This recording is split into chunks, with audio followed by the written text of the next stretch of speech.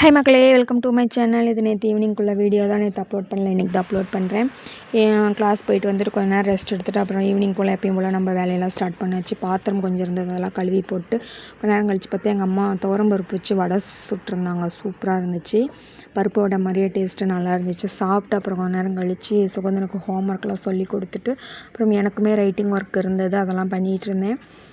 நான் writing video போடுறதுனால நான் ஏதோ வீட்டிலே இருந்து ரைட்டிங் ஒர்க் பண்ணி ஜாப் பண்ணுறதா நினச்சிக்கிறீங்க சிலர்லாம்.